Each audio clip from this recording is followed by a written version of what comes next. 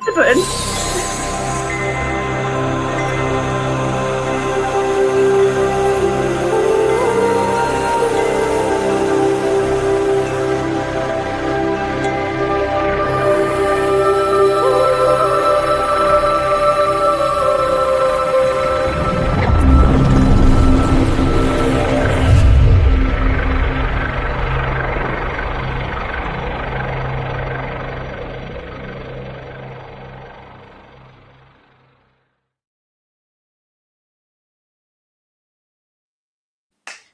Hi, everybody. Welcome to another episode of the Metaphysical Chat. I'm Sam, and this is the lovely Kirsten, and she's going to introduce our extra special guest today. We're really excited to have them on, a couple of real cool English guys. So, yeah, without further ado, Kirsten. All right. Yay. Thank you, lovely Sam. We are so happy to have with us today two really cute guys that we know. Kaspa and Gary from the Quantum Bridge. Woo! And if you haven't seen the Quantum Bridge, we would suggest that you check it out. But we're just going to launch right in. These guys do some amazing work. Also, I wanted to say Gary is the one who made our beautiful intro, which we still love. Yeah, he's talented, isn't he? One of us has to be. He's got all the, the gift of the gab. That's Kaspa's. I think Kaspa's been down the pub before he's coming in. Look at him, he's full of the joys of spring. He's all right. He's the right geezer, he's ready to go. South London geezer. South East, yeah. Yeah. All right. So, go on, Kirsten, you start. Oh no, go ahead. It's fine. No, it's all right. I am a bit of a guest hog, so I'm behaving. Done. All right. So let's talk a little bit, first of all, about the Quantum Bridge, because actually the Quantum Bridge was my introduction to podcasting. The first podcast I ever went on was the Quantum Bridge. And you were most excellent as well, Kirsten. Oh, thank you. I was so happy. It actually made me want to do more podcasts. And here Sam and I are now doing the Metaphysical Chat. So there you go. Yeah, that's brilliant. Yeah, all jokes aside, that is really great, actually. Yeah. Thank you. Yeah, we owe a lot to you guys. So before we really let's dive in first of all and tell us, each of you, and I don't care who goes first. You guys can work that out. Each of you Gary. talk a little bit about Gary. Thanks. Talk a little bit about your path, Gary. What brought you to the realization that this place is a fuck show and what brought you to I don't even know what to call it anymore. The awakening journey, the journey of remembrance, whatever you want to call it. Yeah, I mean that's a long story, isn't it? And I think probably even for this show without its time limits like ours, I think just I've always known something's not quite right here. So, and growing up within that was quite difficult because everybody else seemed fine with it, and so you think, well, I'm the weird one, So you spend some years, or I did at least, trying to fit in, acclimatise to this craziness. But of course, I couldn't, So that sends you down counselling and God knows what, trying to find out why can't I live normally here. It's a very anxious state. And of course, then everyone wants to ply you with something. Some sort of sedative, whether that be alcohol or some sort of drugs or tablets. That's never appealed to me. So I'm like, I should be able to live here without any of that. I mean, I don't understand why humans would need something to, especially a natural world. But yeah, so the answer in the end for me was just to become a recluse. So and hide away, because I thought, well, I couldn't change who I was. I wasn't prepared to, at least. You weren't going to pretend that I enjoyed something that I didn't. Had to stay authentic, and that can be a lonely path. You know, when everybody else wants to go down the pub and after work, whatever it is. So it's a lonely road, but it's okay. I don't mind it. I've become used to that. So yeah, and I guess I prefer it now. Yeah, it's Well, okay. yeah. No, I think we can all relate to that. I know I can. I know Sam can. So, Honestly, Kaspa, why I don't you left like society for like 4 years. It just was like, Decades. yeah.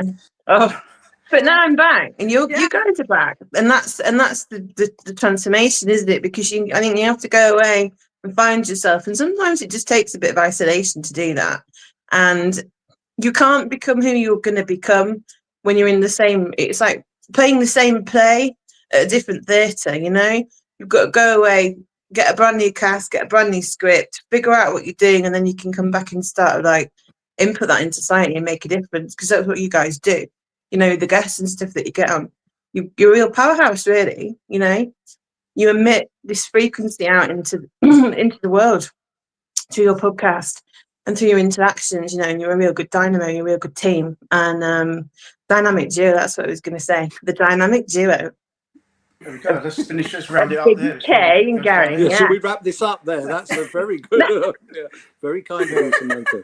But I think No, but it's on that true. note, Samantha, I just think whether or not I have changed, I think it's more maybe the society has changed, which means I can now come out of hiding a little bit more, because society might be more moving to where I've always been, rather than me going back, if that makes sense. I think you've just found your tribe and your niche, and that's kind of what happens. It's part of the process of individuation, isn't it? And when you start to live your purpose and you do things that are in alignment with who you are, like you said, when you put yourself into a box, it's not living in your truth. Obviously, we've had Gary on the show before, but I'd love to hear a bit more about Kaspa, your journey as well. Oh wow! Off you go, really? Yeah. Well, maybe you'll decide you didn't want to, but anyway, I'll try. Yeah. I don't think I'll go back sort of as far as Gary, because what he said, as you both rightly pointed out, resonates with all of us, that we feel that we've emerged into a place and time that is quite alien to what we are as beings and souls and whatever. So we can come back to all of that stuff. But in terms of the Quantum Bridge itself, obviously 5-6 years ago, things got incredibly tough for a lot of us who'd already had tough rides in this realm. And there was that impetus, that sort of pressure cooker moment, or the feeling that if we don't do something now, then when are we going to do anything or take action? And despite the fact that Gary and I, the last thing we wanted to do was put ourselves out there, there was that sense that we had no choice, that we've just got to do it and sort of damn the consequences. So the ability to give very soon after we'd sort of decided that we could face the world, and that took about 6 months just doing that, the ability to give other people a platform, that somehow sort of underpinned the fact that this was a right, quote unquote, decision, and has given us this beautiful network. But the main catalyst there was just that people weren't having the ability to say how they felt and express themselves in a very strange and difficult time. And we didn't set out to do this as anything to do with it's the Gary and Kaspa show. It really was the guest show. And I think that that's worked incredibly well. And despite the fact we're not a big deal in any shape or form, I think on some level we are a big deal as a facilitator, and as you guys are. And we're also, as much as one can say this of yourself, is we are authentic. Absolutely. And that's what it's about, isn't it? And I love that you did that. Go on, Sue Kirsten. No, it's okay. I was just agreeing with you. I love that you did that too. And it really is. I mean, you have given a platform. You are a big deal. Maybe you're not a big deal to everyone in the world, but you're a big deal to this community. And you know, and that's where it's at, isn't it? I mean, we don't even honestly know how many people are in the world, do we? Good point.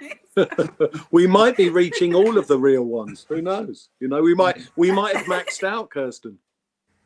Absolutely. Truthfully, we don't know. Thank you, Kathleen. She just wanted to put her 2 cents in there. Yeah, And lovely. Yes. Thank you. I'll just be a minute. So. Oh. Yeah. I mean, it does take, you know, to be fair, it does take a bit of courage to, well, especially after, like I said, I'm quite happy not being seen. So it was, I think in our different ways, we had different issues of why we was reluctant. But it's helped me overcome that on a personal thing. You know, it's helped me, at least I can do it now. I still don't enjoy it, but I can do it. I can come and do this now. So, yeah, I think you should talk a bit more about that thing that you always say that you don't enjoy it. And I'm not for a second saying that you love every moment of it. And certainly the build up and the post was incredibly difficult for you at the beginning. But I think it's worth us saying that that's not Gary saying that he doesn't enjoy our guests or speaking obviously to Kirsten or Samantha. That's Gary saying that every fibre of his being is saying, don't put yourself in front of a camera and put yourself out there. Yeah. I think it was quite interesting this week when we had, we just had Trump visiting China, and there was a little clip going around of Elon Musk at this big, you know, banquet thing. You know, he's awkward there, and you know that's going around that people want pictures with him, and he's like, you know, and I think that's me. Yeah, you're like everyone else is up chit chatting, and of course he's just sitting there like, you know. And there was like, oh, have another picture. And he's like, okay, yeah.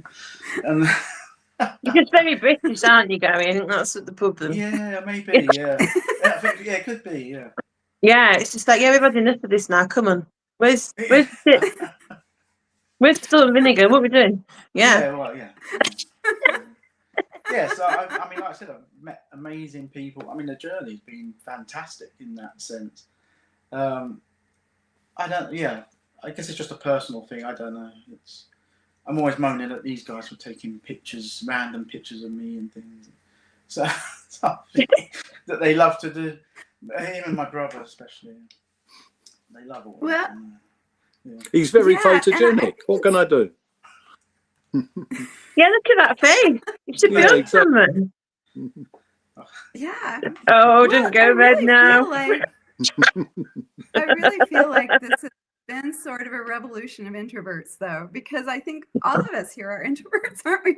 And so, no, Sam's not really, but It's kind of I could talk a glass eye. Yeah. I don't get me wrong at that main time. I'm like, hi, I love everybody, and I go away and let me read. But yeah, I do like people when I'm with them. But I needed that. Well, I do too. I give credit to Kaspa for helping me out at the start there. You know, he would carry the show, and obviously I was stressing out and panicking, and he was very patient with that at the start. So I've always thankful for that, because if nothing more than this, I mean, the fact that this has allowed Gary to find his voice would have been enough for me. The fact that it's allowed a whole load of other people to either find their voice or have a wider or different platform is a real bonus. But if it had just been that Gary had become more comfortable, not necessarily in front of the camera actually, but in the rest of his life, because he knew he wasn't alone by this, and also had people who legitimately, like his brother and his family and many other people, wanted to support him, and now you guys, I think that bit just for him, and that would have been enough for me as a friend of mine. Oh, that's lovely. You two are great. Yeah. You know, you remind me so much of me and Kirsten, actually. Kirsten and I are going to be grammatically correct. It is nice, because I mean, I was like, I'm not doing a podcast, I'm too fat to be on camera, and she's like, Sam, shut up. And I'm like, no, my face will take all the camera. And then I was going to come in the quantum bridge, and I had a massive explosion. It was like anxiety acne or something. And I was just like, I've got this big cystic, and I was like, I can't come on, my face is full of spots. I was like, I just can't do it. And it was, I feel you, Gary, because I was just like, oh my God. And I'd been penny consciously for such a long time. And it was like my kind of like, oh, that's on the Twitter. And it was like my alternative my alter ego almost, where I could say what I want, do what I want, completely be free. And this is like, it's all me, and I've got to be here, and I've got to say what I say, and I've got to like back it up with like presence, really. So I get it.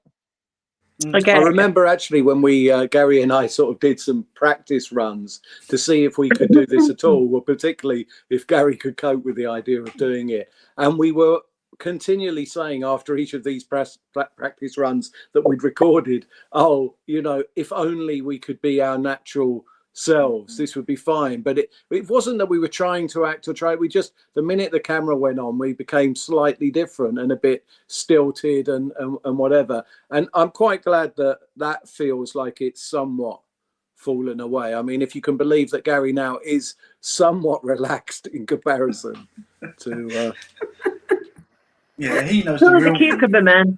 Cool as a cucumber, honestly. Nobody would ever know.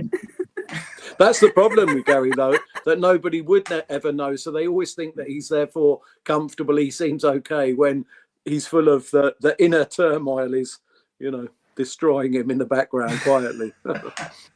It's a real thing with anxiety, though, isn't it? I mean, Kirsten, God, can we remember when we did our thing?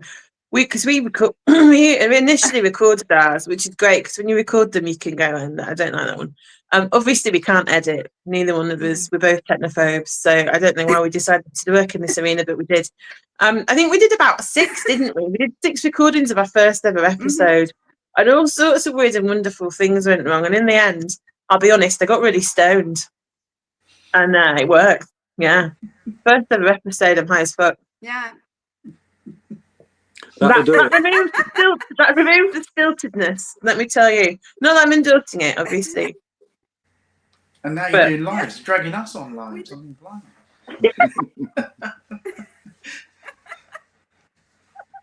So yeah, going back to the guests though, you've had a real kind of plethora of guests, and I really love it. So the format that you've got as well, because you have like half an hour, don't you? Which Normally I think, about that, yeah. Yeah, I like that because it's kind of like you can get in, and we were talking before we came on about structure. Obviously, Kirsten and I are like seat of the pants kind of thing. Like, let's flow with it. Let's see what comes out. It's just a big like creative accident, you know, with it. But you guys have kind of got be a bit more structured because of the kind of format, I think, because of the time. Whereas we could go around the houses for 2 hours and you know, it didn't really make much difference. So it's also a bit of reverence for the guests because often they're under some sort of time pressure maybe, and it's not always been easy to get them on in the first place and whatever. And we know also that they will have certain things, despite the fact we don't actually send anybody lists of questions or whatever. It's quite clear that most people, particularly the first time, have got things they want to get across or say, whether that's to do with, you know, what they do generally or even commercially and whatever. So yeah. we just, it's just about a level of reverence for them. It's not that we want to be sort of stiff or businesslike or doing this like we're in any way professional, because we're clearly not. But at the same time, we want them to feel that they come away having sort of covered the ground that they wanted to. And we're conscious that we don't do long shows, so therefore we've got to keep it on track to some degree, I think. But that's good because that's waffle. I mean, we are waffle mania. My friend Nick was on the other week, wasn't he, Kirsten? Our friend Nick, and he said you should do a podcast called Waffle. Did you say Waffle Mania? Yeah, something like that. We just, yeah, like I said, my special skill is talking a glass eye to sleep. So there's that. But I mean, let's talk about some of your guests because you've had, like I was saying, a real plethora of information there. And I like the time frame because also you do keep it on track, but it's digestible. Because I think sometimes you can watch a longer podcast and you kind of get lost in the sauce and there's so much going on and you're like, and your brain doesn't take it in. But 30 minutes is just like kind of like a nice amount of time, isn't it, to really get into the meat of the situation. So what, for both of you, we'll start with you first, Kaspa, and then you, Gary, if that's okay. What kind of guests have you enjoyed and why? What kind of information and how has it helped you and how do you think it's helped your viewers? It's a nice question. I mean, I certainly at the beginning, some of the people I didn't know, but Gary said we should try and get these people. And then because it's more me probably to go after people and face rejection. I mean, Gary's never had to face rejection, obviously, looking like that in his life. But so I went out and got people in that I didn't then know. and Gary might have known to some degree or known about them or watched those guys. So for me, a lot of it was that this was new people, new info, a new vibe, and I like that. I'm quite into, despite the fact I can be insular and introverted as well, there's definitely part of me that's more into, I like people actually, so I quite enjoyed that thing of getting to know people that I otherwise didn't know. And then, of course, there's a lot of thanks to those people that I did know, some of them who have some level of celebrity status as well, who just said, they'd come on because you're not getting paid. And, they're probably not going to get anything commercial from it because our viewer figures are about 1 million viewers less than they used to. Certainly hundreds of thousands. So I enjoyed that. But really, just to answer your question about me getting stuff out of it, I'm more into the sort of spiritual. I like a bit of fun and whatever. It's great. But if you're asking me about the stuff I really come away and think, actually, I'll now think about that, or that's changed me or whatever, I like the more sort of spiritual and, I suppose, wackier stuff, really. Especially in the envelope. Mm. Yeah. What about you, Gary? Well, I think it was right that Kaspa at the start, again, he being the social butterfly that he is, he actually got us up and running with different guests. And like I said, there would be the odd one where I say, can you go and ask them on? And he would do that. And then it wasn't until I started using what we call X now, a little bit more, because I started to interact with more people, and I thought, okay. I suppose a lot of my thing is from my own traumas and empathy, I guess. I sort of think, well, okay, it would have been nice if somebody had noticed me years ago. So that's what I started to do online. I'd be like, okay, it's this person is saying some really good stuff, but they might get 1 or 2 likes or whatever. And then the next minute they're being asked onto a podcast. I've noticed, it's that thing of, that was it for me, that I could give that to somebody else. I've noticed them, and amongst all that noise. So for me, all those guests are good, regardless of what they're talking about, because, well, I feel I've given them that opportunity that not everyone has, and whether or not. Personally, although this has been good for me in my own development, I don't need to. I don't feel I need to talk out or be seen particularly or anything. I don't have any desire, but a lot of other people don't. Oh, I'd love to come on. Oh, wow, yeah. Okay, great. We can do that for you, so I can facilitate that. And I think, like Kaspa, I've enjoyed some of. But it's all been about self-empowerment and sovereignty as well. We've had so many different topics. It could be food, it could be, finances, the wacky stuff. And I think maybe that more weird stuff has helped me.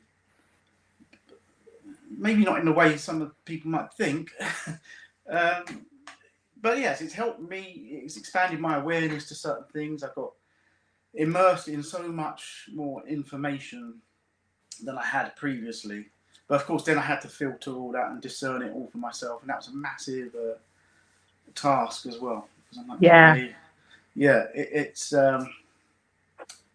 look, one of the tricky things I would say, like when Samantha was saying about finding your tribe, you find amazing people that you love and respect, and you make friendships. The energy feels great, but even that, sometimes the words can still not resonate. I said this to my wife the other day. I said, if I said, I don't know, some alien came in the room and he was, he did something. I said, you know me, I'm not lying to you, but that might sound a bit weird. It's not necessarily your experience, so you might think, well, yeah. I know he's not lying because I know the guy, but you can't always take on other people's experiences and things. I think Kirsten did a post about this. Is this like some of the wackier experiences? Because I'd really love to get into like more details. Like, so, I think the question really is, what are the guests that have really made an impact on you, and what have they talked about? you know, what information can you take that you've listened to? It's like Kaspa was saying, it's changed you. You obviously touched on this, Gary, about you've used your discernment and it's kind of a resonance within you, and you thought, yeah, get on board with that. This has really changed the trajectory of my thinking. Maybe it's not that I get on board with it, though. That's what I'm saying. So when people try to convince me of certain things,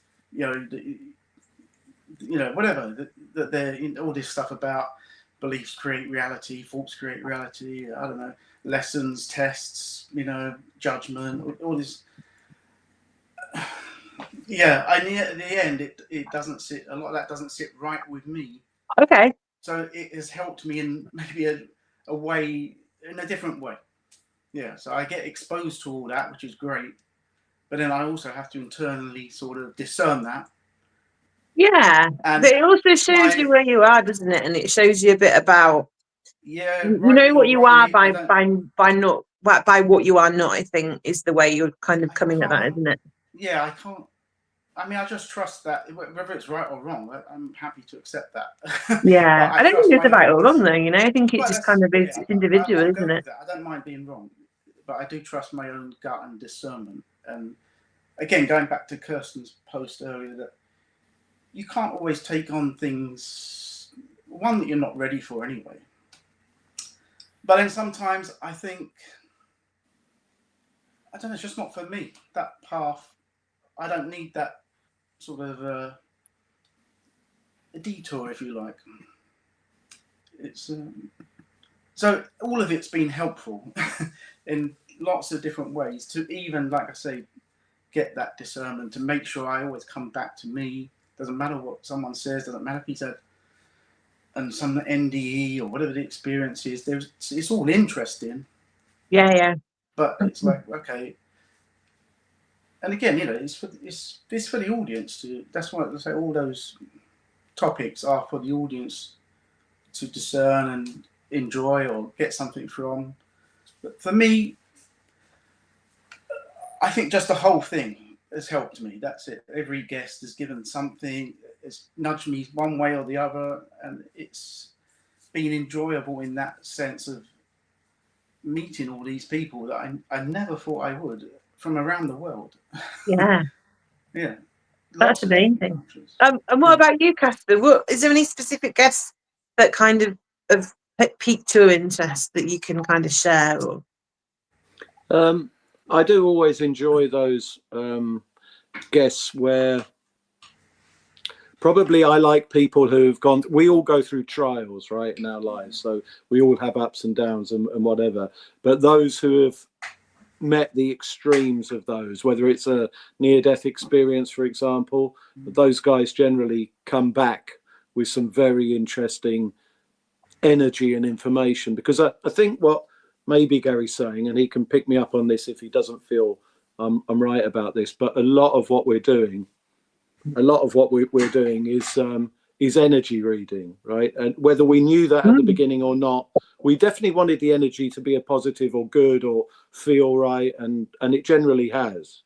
But coming back to your question, my personal take on everybody that we've had on is that where they've really faced and then been willing to be vocal about it and vulnerable, I suppose, that resonates with me. And it's hard to go back over what is now, a good few years of doing this, and you suddenly realize how far actually we've come. And I don't mean that in any sense of growing or any of those other things about the channel or Gary and me or getting more visibility or anything like that. I just mean at the beginning, it was very much, we used to come away and sort of it had tired us out talking to people, and we would come away and sort of do a bit of a post-mortem of those conversations and of the energy. And it became clear quite quickly that actually what both of us enjoyed most wasn't necessarily the information that was brought forward, but it was when we felt that people had opened up or been able to open up and been able to show something that, because a lot of our guests actually have been on a lot of podcasts and had, literally millions of views in some cases, certainly hundreds and hundreds of thousands. And that sort of worries us because we don't want to regurgitate stuff. We're happy to have people on who get 20 views but really say something, or we really resonate with them. And I think a lot of our channel, it has become about that sense of coming away that actually we are sending out the right sort of ripples. And it really doesn't matter to us who that person is. You know, if it's somebody who has got a big following, or they're suddenly exploding, they're doing very well, quote unquote, or if it's somebody who comes on who probably might never do another podcast or never put out another tweet or whatever it might be. It's just this thing of energy, you know. Not even the words as such, you know. Even we have spoken about this now, come to think of it, because Kaspa's right. We always mention about the energy. It's the energy of the broadcast, not necessarily the words. You know what I mean? So it's, I mean, at the start, we were conscious about countering it, because at the time it was very dark energy out there, and it's a lot of doom and gloom and black pilling, and we were like, somebody has to inject something else here, you know, just another energy that's just going to be nice chat, you know, not too heavy, not too deep, like I said, fairly short, and just the right vibe. That was what we was trying to go for. I think we both actually really like Dennis Book that we have on. He's done quite a few shows now with us, but it's just because his energy's nice, you know. It's not whether, like I say, it does help, the things he says, but it's just more that he's a nice guy. The vibe's good, yeah. So, Yeah. Like we get Kirsten and yourself, and some of the people. I mean, Yeah. Kirsten will probably agree to this. I'm going to let you talk in a minute because I'm doing it. Okay. When we first started, we were the same. We kind of really, the vision that we had is we wanted to have somewhere where we could explore people's stories.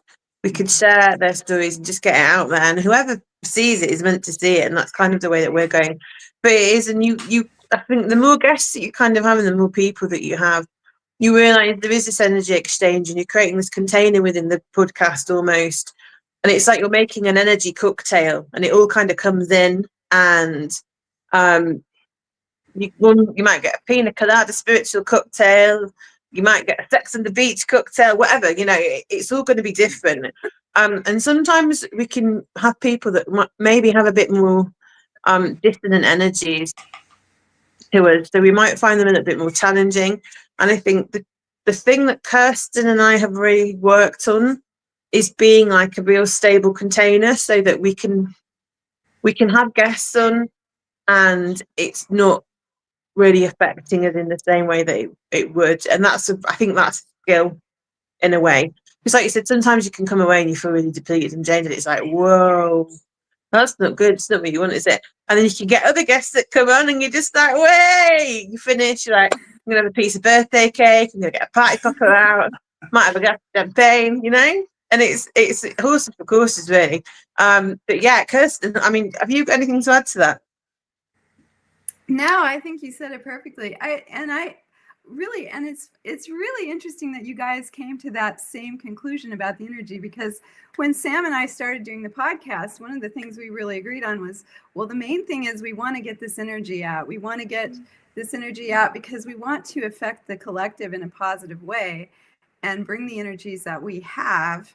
And so a lot of times I really think, as Gary said, the words are great and lots of times they're helpful, but I think ultimately what we're going for is to bring that energy to people. And even if the words don't particularly light them up, hopefully the energy of it will. Ideally we want both, right? But I take the energy over the words any day.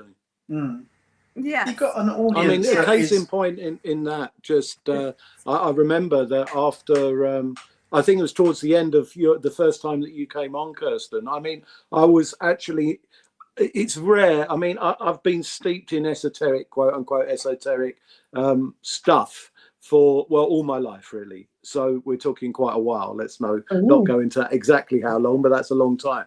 And therefore, when I get people on, or we get people on who are more of that vein, they probably still know a lot more than I do about that. And some of them have really, really dived very deeply into all sorts of various arcane teachings and whatever.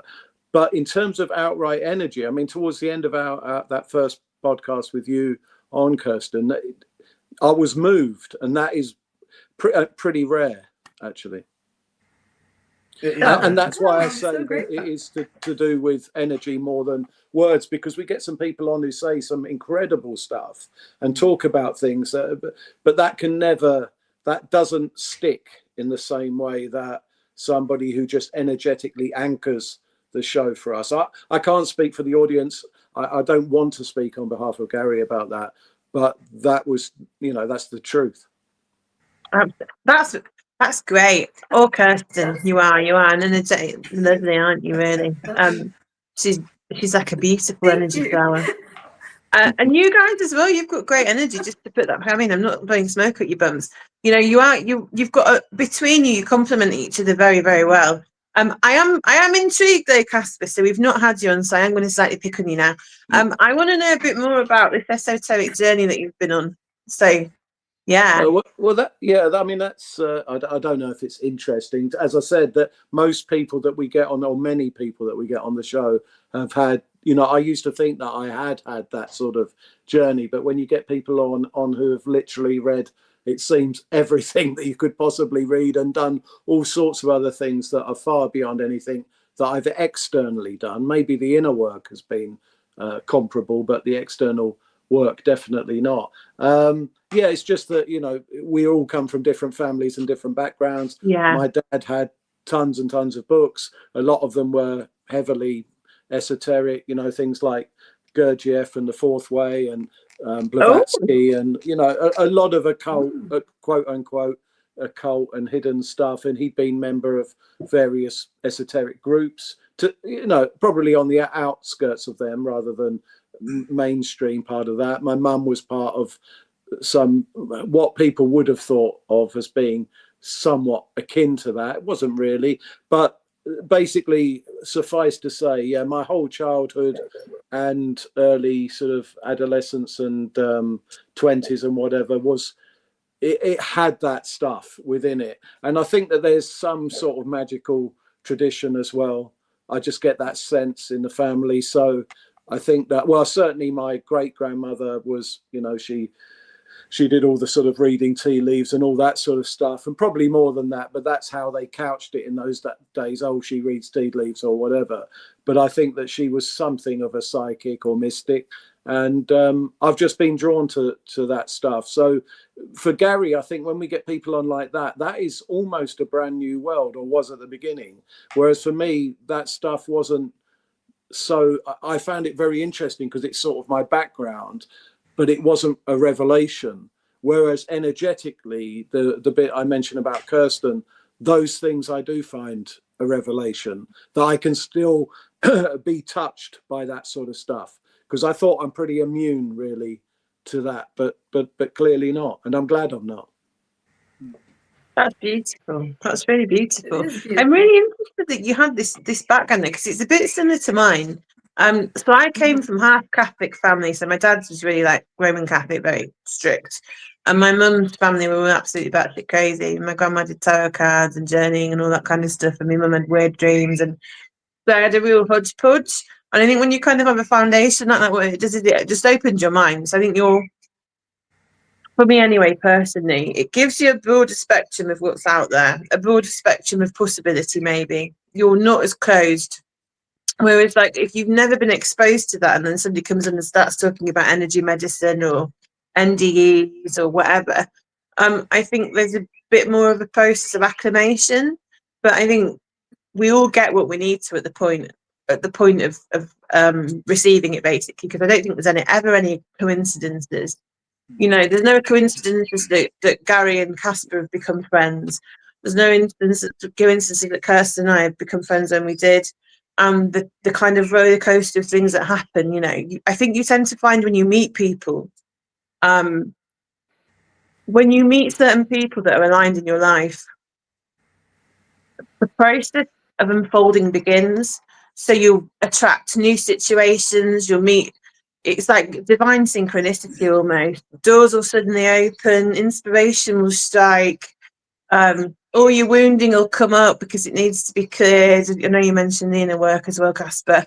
I mean, what have you found with that, Gary? Do you find like there's surges of inspiration that you get, or like synchronicities, or that the world will just open up for you in certain ways, or like shut you down sometimes? You know, like we've all had those instances, haven't we? We're like, I can't believe this has happened. I've missed the bus, or I've got stuck in traffic and I was late for work, and then you later find out that actually it was the universe working for you and not against you. Interesting. I guess it's perspective, right? Yeah, always perspective, always. Yeah.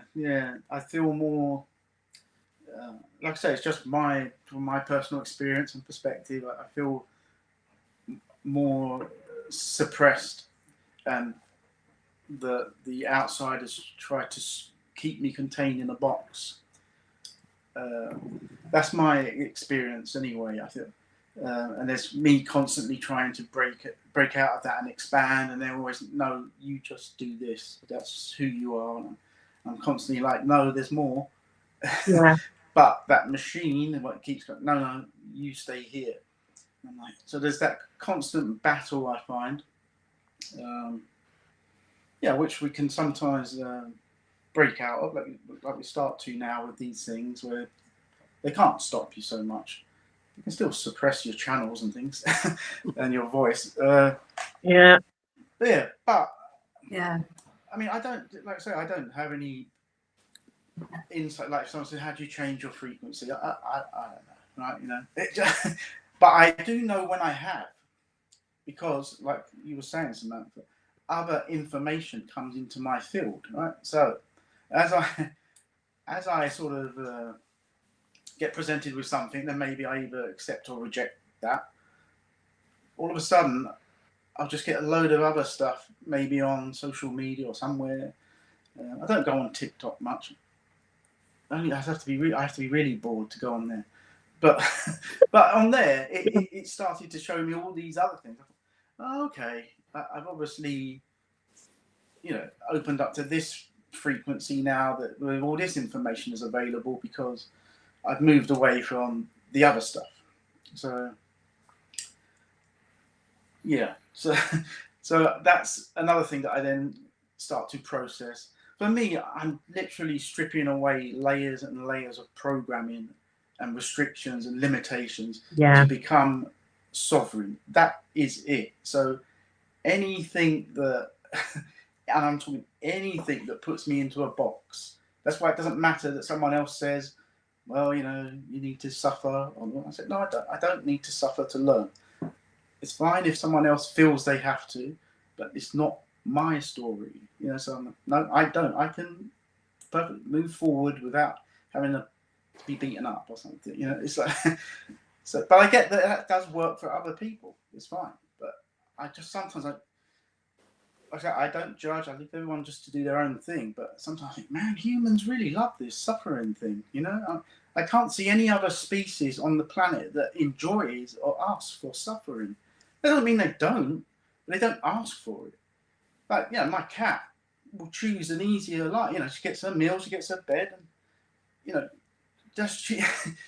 she tries not to suffer. And I remember I went to a talk, and it was all about birds and things that migrate to where I live, in this area. I thought they travel, and not that the journey is easy, but they travel a long way to make sure that they have an easier food supply and a mating season. They bother to do all that to make their life easier. It just seems humans. If I say I want an easy life, well, you mustn't. You won't grow. You can't. You've got to do this. You've got to suffer. You've got to do. And if I had the funds, I want a nice, easy life in the countryside, enjoying my little bits and pieces. I'd be more than happy. Yeah, I don't. But if other people want that, it's fine. Yeah. But like I say, for me, shred all this away. I don't see. Even when people say you've got to do this, you've got to do that. Why is living so complicated? Why does it? Why do I need to breathe a certain way, I don't know, eat a certain thing, whatever it is, you know. Nothing else thinks about this. They just live and enjoy life. And I'm just like, so, but that was the difficulty I was saying. I'm hearing things from people I love and respect. However, I can't take a lot of that on board. It again feels oppressive. So then I said, you know what? Happy to be wrong. I'm stripping all that away because I have to become sovereign and limitless if I can. And the last part of that is what I always talk about, is this monetary system that keeps me bound into the house. I can't go and do anything. But you know, yeah. But anyway, I've moaned enough about that sort of thing. But that's the last bit that suppresses me. Don't suppress me in my mood, none of that stuff. That's the last bit that does not allow me to express myself on the planet. I've got more I want to do, but I can't. You know, that's it. Once that's sorted, if it ever is, job done. You're going to get there, Gary. I've got a good feeling about this. Go on, Kirsten. What were you going to say, my love? Yeah. Well, I was going to say, I do think that a lot of that is programming. You know, it's much easier to control people who are programmed to think that they need to suffer than it is to control people who are like, no, I'm not going to suffer and I'm not going to do this. And I really think that, you know, I know a lot of people call it archonic, whatever it is. I mean, I've experienced myself. You get to a certain point and you feel really great and you're like, woohoo, I feel so good. And then wham. No, you don't. You're gonna suffer some more, and it's like the more you lift your frequency or whatever you want to call it, the more you find out there is something in this world that wants you to suffer, that enjoys you suffering. And that furthermore can program you to think you're enjoying your suffering because, I mean, you may not even consciously think you're enjoying your suffering, but like, you know, I've done some inner work where I actually discovered egregores in my own field who associated suffering with pleasure, and I was completely unaware of that. So I do think, you know, when you talk about stripping away the layers, that's part of what we're doing now, isn't it? It's stripping away all of those. And I mean, it's just insane. So I can tell. And the money system, of course, is obviously one of those huge things that keeps people down. So yeah, I can really relate to that. Amazing. You can have a rant. You can have your rant now, Kaspa. Pardon? You can have your rant as well. Oh dear, is this a thing? Go for it, Kaspa. Give us Do a it. rant. I love it. Right, Do I do that? Tell me what I rant about, and I'll have a go at one. Gary. No, he's not as bad as me. He has to put up with me ranting at him mostly. No, I'm not really in that space at the moment. I get why Gary does feel like that, and I totally have the same sort of economic constraints, but I don't. As of this second, I don't feel the pain of that, so I don't have anything to rail against. I'm all right. And that, do you know, I think it's getting to that point, isn't it? Really, just to add something, because we all have moments of suffering, and without diminishing that, because it's really horrible when we go through it. It's kind of like the catalytic, almost birthing chamber for us to be so uncomfortable that we move, I guess. And that isn't to say that it's pleasant or that we need to eat shit and just enjoy it, because, you know, that's not the point, is it? Really? Because it isn't. But it's seeing the gift. And when you can start to do that, it's when you move into like alchemy stages. Obviously, my background is kind of like shamanic healing and that kind of stuff. So we always look for the gift in every illness, in every shitty situation. Nothing happens by accident. The spirit world is all around us, and it's kind of trying to transcend the shitty aspects of life, to be blunt. So it's like, we've got no money. Why have we got no money? Taking a little bit of personal responsibility. I'm not saying that you're not doing that, by the way, Gary. That is what I'm saying. But, you know, it's looking at what is it teaching me? What is the gift in this?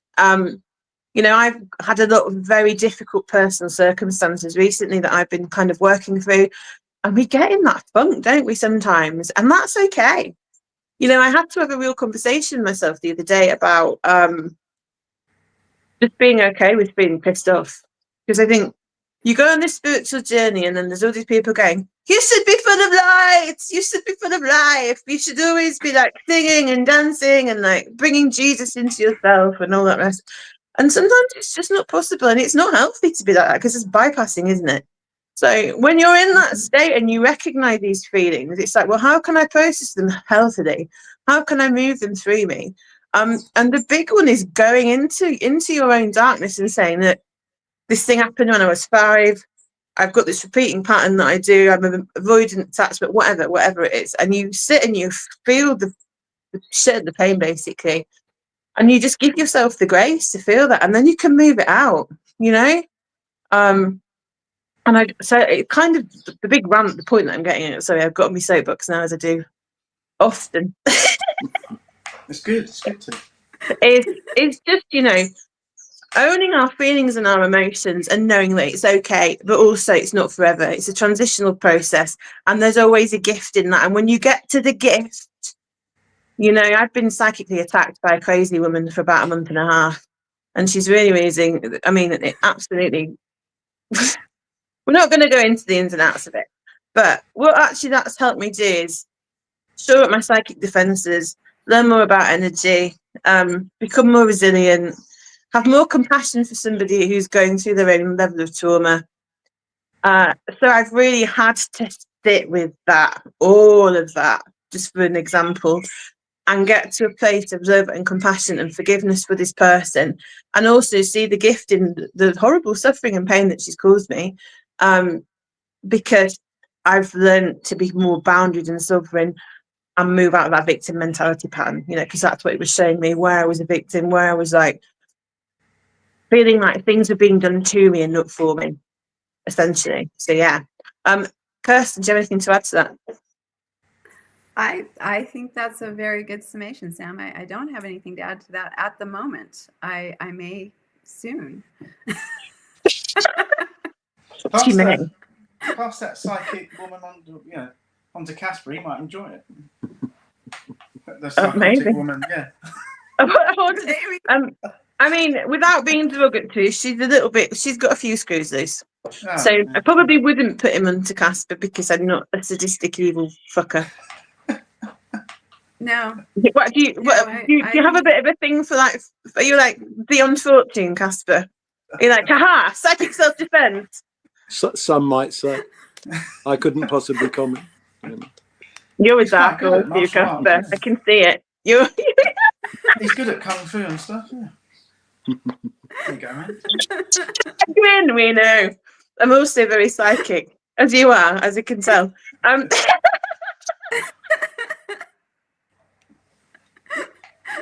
I unfortunately have a Sagittarius moon, so I have no filter. Go on, Kirsten, sorry. The problem when you start having all your friends, when all your friends are psychic, is you can't hide it anymore. Yep.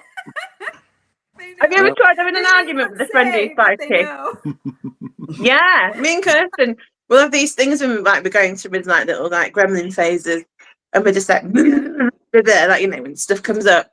And then she's like, and I'm like, you don't mean that, I know. And she's like, well, you didn't mean what you said, because I know. And it's like, well, let's just be honest then, because we're very psychic. Yeah, I mean, I think the truth is that we will be having silent podcasts very soon, because the amount of stuff going on as a subtext to these, to even this conversation is like, yeah, I'm not saying much because so much else is being said. So what he's telling us, he's reading as well. I feel just full of information. There's a lot going on. Let's put it that way. Yeah. Yeah, and it's funny when you start like looking at the higher realms and stuff, like, and there's people or beings or guides or whatever coming in as well, and they're all like having their own little extra like party going on. And they've all got their own agendas as well, which you realise. Hopefully they're aligned with yours, but sometimes they're not. Yeah. True. Sorry. Sam, I was I reminded wonder if of a just conversation talking we had about a couple empathy. weeks ago. Go on. Go ahead, Kaspa. Sorry, Kirsten, No, I go didn't mean to talk across Oh, you you're fine. or across the 17 other beings that are in this room with us. But I just wonder, because Gary is far more empathetic than I am in many ways. He's much better as a reader of people. I don't really do that reading of people thing in the same way that Gary can. He definitely, maybe it's because of how he is and the fact he doesn't want to talk that much or get into conversations unless they are quite in depth, more like this. But he's very, very good at doing that. But I don't really do that. But without going into the thing of hearing voices, because it can all get a little bit sort of rubber roomish, can't it? But I do think that this whole thing of downloads and sort of, I suppose, psychic abilities, for want of a better phrase, that has been heightened over the last few years. So in tandem with doing the podcasts and having wonderful people on the podcast, there's sort of this other thing that has been going on. I suppose you could call that part of the awakening, or that is the awakening that's happening at the same time. And I do think, coming back to this whole thing of currency and money, and yes, we are. I'm not pretending for a second that we're not on some level trapped and controlled by that.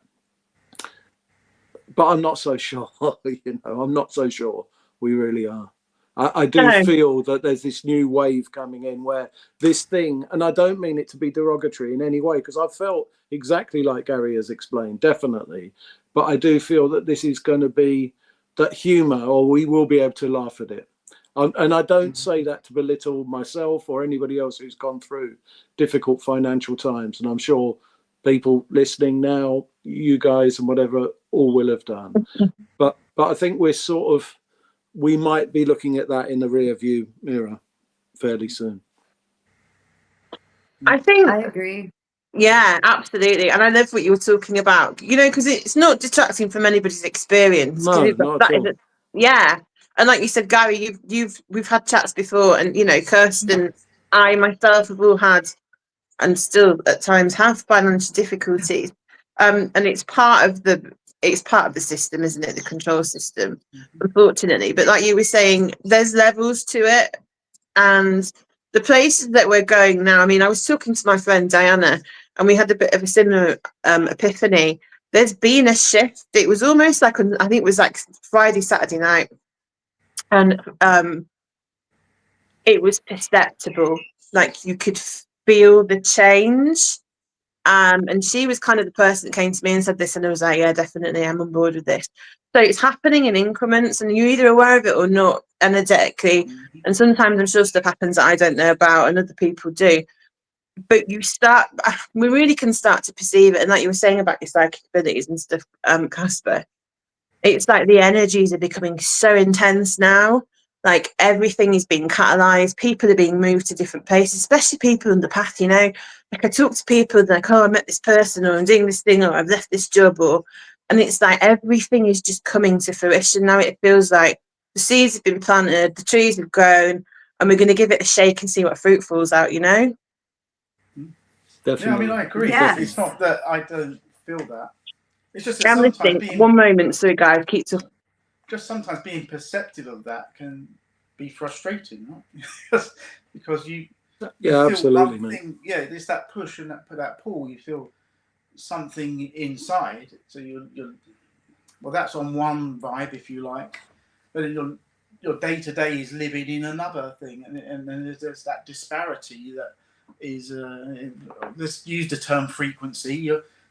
It's distorted because you, like I say, inside you feel, well, I'm here, but then I also have to live in this bit for some reason. It's not quite shifted yet, and that distortion, if you like, is annoying, or whatever you want to call it, frustrating or uncomfortable. There you go, uncomfortable. So even though It is. You can feel it's almost more uncomfortable. Yeah. It's a different type of uncomfort than when you're just stuck in it, because that's your reality. But when you finally, after 50 odd years, hang on, something's happening here.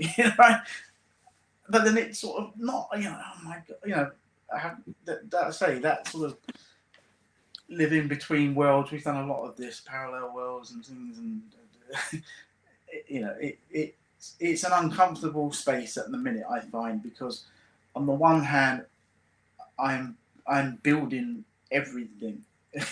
You know, I'm doing. I just can't step into it yet. I mean, there's so much I have planned and that I'm building with my imagination. So our friend Alpine will like that. I'm constantly imagining and building and constructing things way into the future. But yeah, I just can't help but feel stuck at the moment. You know, even though I see. Yeah, Kaspa and I are quite aware of these things, not just energetically. We see the cogs turning as well, you know, in the physical. So we know it's coming, but yeah, but then it obviously you wake up and it's not. So yeah, you're like another day of mundane, you know. But like I said, the constantly building. Yeah, I mean, it's done to me. I've already constructed it all, so it's. One thing I have is an imagination. Yeah. Yeah. Which is excellent. No, I can totally relate to that, because once you've seen the other side, Mm-hmm. and then having to still be on this side every day, you wake up and go, oh yeah, back here. But Yeah. but you know, and I don't really. I mean, I do get it. Yeah, I I mean, really get it's you know, I see some great things happening in my area. Again, it's that two thing. I see great new businesses, independent things being supported, new bakeries, new shop. You know, and I think, wow, you know, we're shifting. This is, but then again, there's also in my area. Actually, it's happening across the whole country. But it's just building and building new houses over all the fields, and it hurts, you know, because it's you feel helpless. It's like, well, I can't buy the field. Yes. You know, I can't protect it. I can't. You know, if I had, you know, if I had the money, I would. I buy the field and I say it belongs to the community, right? But instead, it's just getting built over, and you're just like, oh, what can I do? You know. And of course, they never.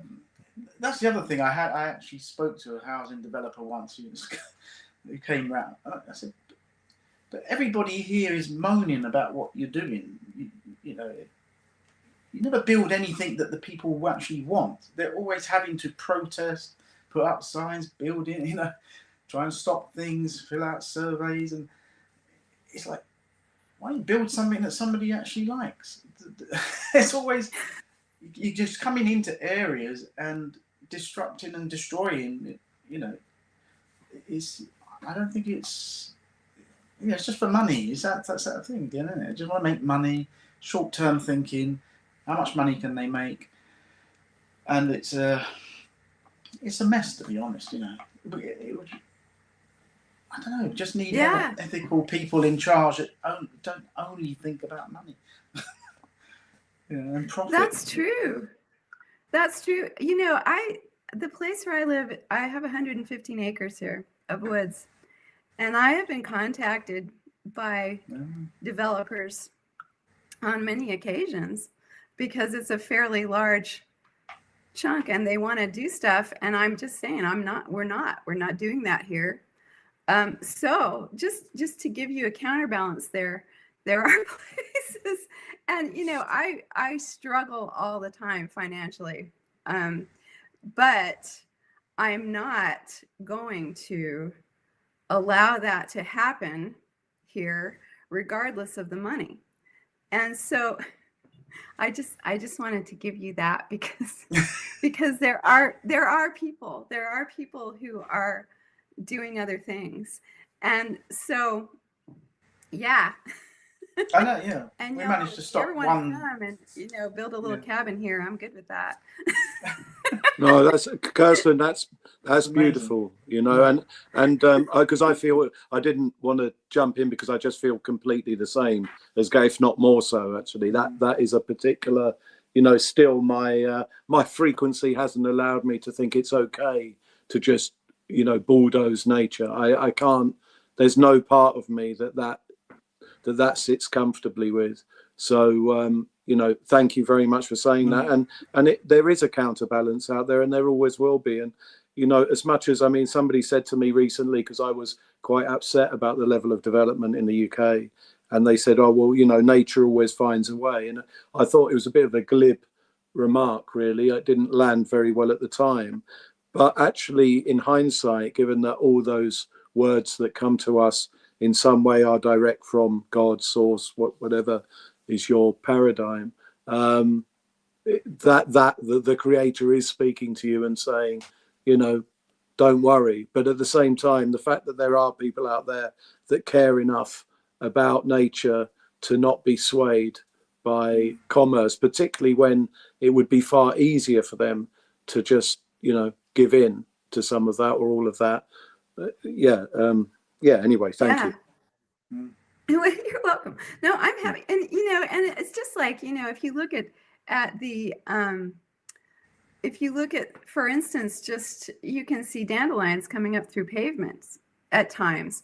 And I think, and the other thing is, the thing that I have learned living out here is that there are all sorts of beings in these woods in different dimensions that are carrying on and going forth in nature. And it's really interesting because there's so much more going on than the developers or anybody else who's just rooted in completely in the material world and the reductionist world. There's so much more going on in nature than they really realize. And I do think and you know, it makes me sick when I see all of this development. I used to live in Colorado, which is a place where they have just bulldozed everything. It seemed to me, you know, when I was growing up there as a very young, you know, there was all this nature everywhere. And my first experience of that was when my parents we were living in an apartment building. We had this beautiful, what they called a vacant lot behind us. And I used to play there every day. And then one day they came and bulldozed it and killed everything. And they laid all of these foundations, you know, wet cement. And I went out there with a couple of other kids and we jumped in the cement, made footprints and everything. And they had to completely redo the foundation. So that was when I was 5. But, you know, I think there is that counterbalance and there is another push from the other side. So nature will find a way. It's not always nice to see these things happening, but nature will find a way. And over time it will quote unquote win. But the other thing is that those beings and energies that you talk about as living in the woods and the forest and the land and within nature, that obviously indigenous populations are absolutely aware of anyway, and anybody sensitive is aware of. They also have their own agenda, and don't worry or think too much that can be bulldozed away. It can't be. Yes. Sorry about that. I agree. That's all right. We're just moaning about the amount of new houses being built. It's probably happening around your area as well. Do you know, it's really funny, Gary, the first time you came on the podcast, I went into a massive long diatribe, I don't know if you can remember, about the highest prices in London, and it's something that Kirsten and I laugh about all the time. I was like, remember that so far I did when I was minutes of whinging about London house prices. I was listening and I'm not going to overshare what's been going on, but I'm back. So I loved what you were saying about like the plant divas and all that kind of stuff as well. And like Kirsten was saying, like, it would be very easy for her to kind of go, hey, yeah, we'll sell this land. And the sacred spirits, like you were saying, of the land. And I think that part of where we're going to, without getting all hippy dippy, like New Earthy, because I know that would sometimes turn people off, but like when the more sensitive people are becoming, they're starting to notice this, you know? You can sit under a tree and have a conversation with them or feel the energies or whatever, and it really transforms people. And I think One of the things like Sarah the Alchemist was saying at the beginning of the year, because I quite like Sarah the Alchemist, she's quite cool. She was saying that, you know, this year is almost like where the old structures start to die, and that's reflected in the astrology as well. But that, like, the new wave of kind of this society that we're building now, as the, you know, as the old ruins start to decay and leave, is that, you know, people are looking to new modalities and new ways of doing things. And I think part of that is going to be in tandem with nature, you know. So the thing is, it isn't that there's too many people, in my opinion. It's just the way that we're building and that we're living isn't really harmonious, and we could change that. And I think same with the healthcare system, same with, you know, the big banks or parliament or whatever. It's finding new ways of doing things, and I think this is kind of like, I know, touching on the political spectrum slightly, because there's been a big push, hasn't there, in the UK recently because of Agenda 30, really, where they're bringing in these 15-minute cities essentially, because it's being done through monetarisation. And I know it's Oxford that they've got one. I think they're doing the pilot city there, aren't they, in Oxford? That so it kind of goes hand in tandem with this like AI push for like transhumanism, and it's like there will people will reject that, or they will go along with it basically, and there'll be one kind of part of humanity that will go back to the land, go back to the earth and the earth mother, and another that will be like, yeah, let's merge our consciousness with, you know, artificial intelligence and see what happens, you know, demiurge material. But the point I'm getting to is that we're all given a choice. And I think, I believe and I hope that humanity are going to go back to who they are, which is like what you were saying, Kaspa, like this good source connection that we've got, and start listening to our guides and our internal infrastructure, like you were saying, you know, Gary, the building the discernment to be able to go there. Anyway, again, long waffle, long diatribe. Kirsten. That's all right. Yeah. No, I do think we are really stepping into a completely new place. And it's hard to see in the outer world because we haven't ever seen it before in this lifetime. It's interesting because back in 2004, when I was living in Santa Fe, Sam knows this story, but I had a couple of people come to me and do energy work on me and talk to me about, and they basically said, you know, we sent all these indigos down here. They called us indigo. I had never heard that. I had never heard any of this before. I was really very skeptical at the time, but they said that lots of people lost their way because we didn't realize how difficult it is here.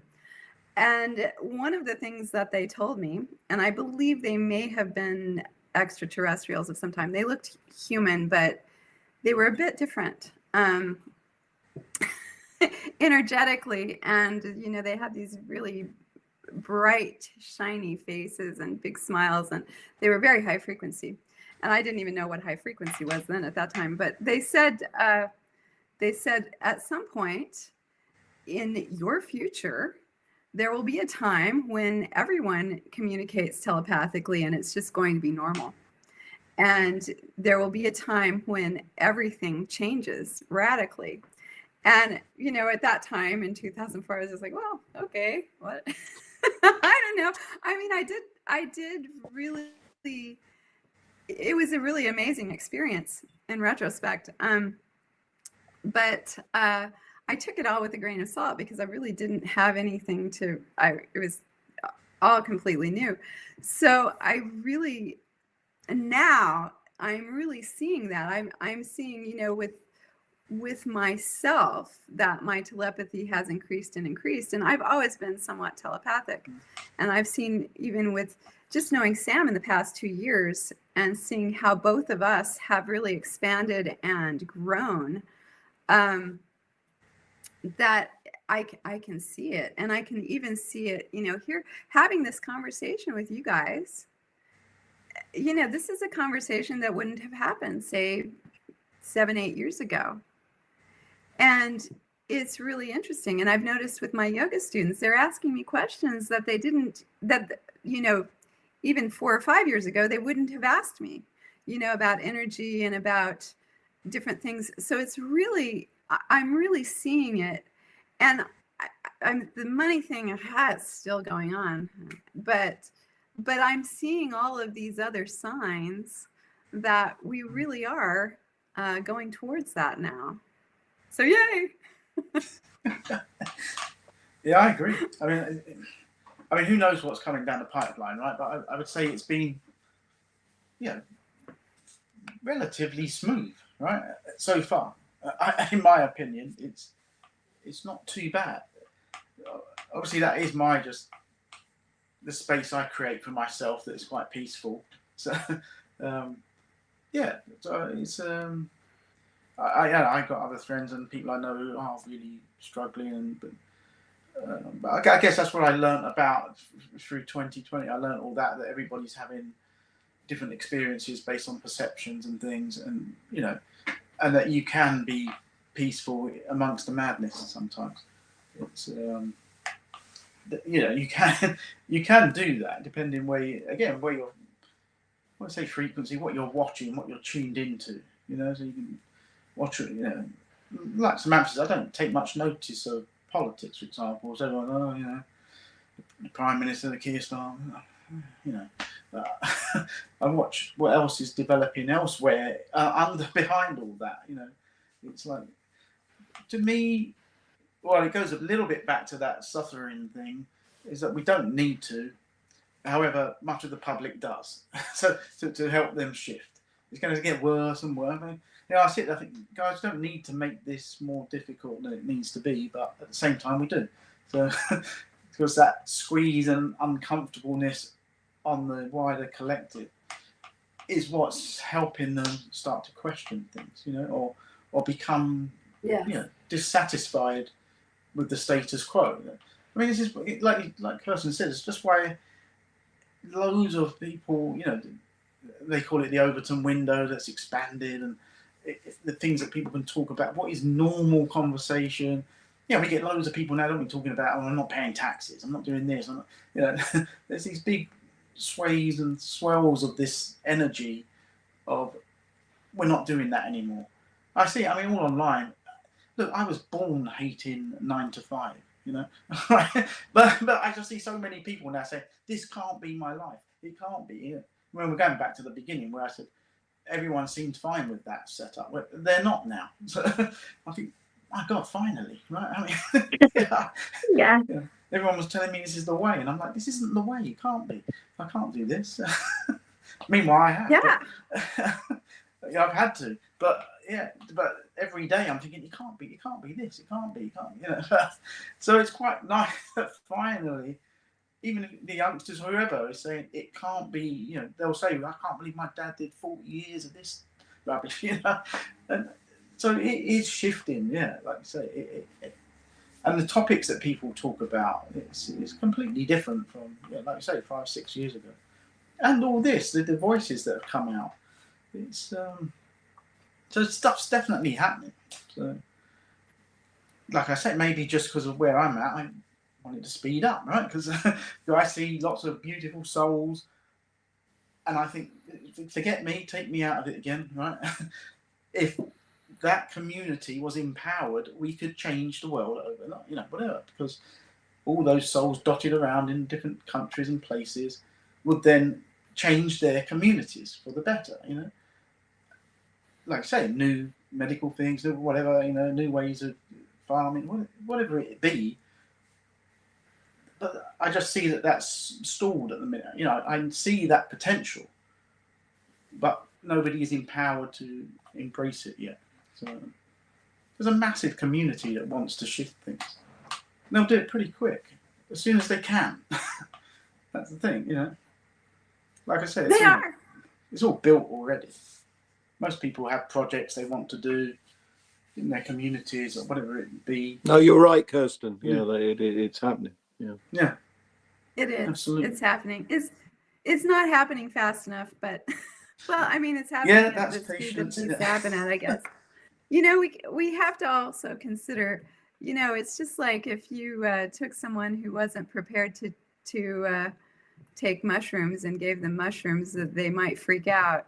It's the same, you know, like psychedelics or something. It's the same kind of thing, I think, for a lot of people. I think, you know, people like us who have been sort of on the cutting edge of this shift, for us, it's like, damn, you know, this is taking forever.